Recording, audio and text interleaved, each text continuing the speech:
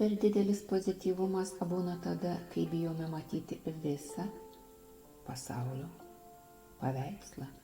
Kai sakome viskas gerai, nors siela tyliai verkia, tai ne visada sąmoningas melas.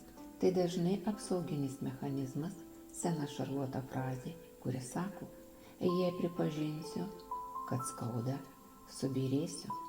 Trauma tai gimsta, kai mūsų jausmai buvo ignoruoti ar nuvertinti. Nepergyvenk, viskas bus gerai.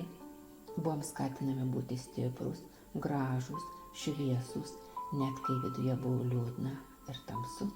Liūdesys ar pyktis buvo laikomi neleistini, gėdingi. Mes jautėme už šiuos jausmus susigėdę. Tada išmokom, jei nori būti mylimas, šypsokis. Jei nori būti priimtas, neskaudink aplinkinių savo tikrovę. Ir tampam šviesos fanatikais. Pernelyg pozityvus, slepiamės po afirmacijomis, atsiribuojam nuo savo tamsesnių aspektų.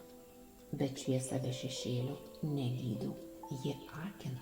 Psichosomatikoje tai pasireiškia įsitempusiu veidu, dirbtiniu kvėpavimu, emociniu nutirpimu, nuovargiu po intensyvaus laimės palaikymu, emociniu atšalimu nuo kitų, nes neleidžiam savo būti tikrais.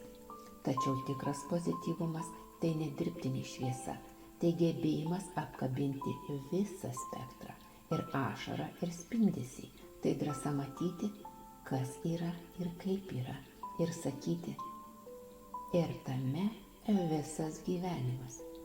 Gydanti intencija, leidžiu savo būti visoks. Tamsa manyje tai ne bausmė, o kvietimas į artumą su savimi. Aš galiu būti šviesoje, bet nebėgdamas nuo tamsos. To ir linkiu jums.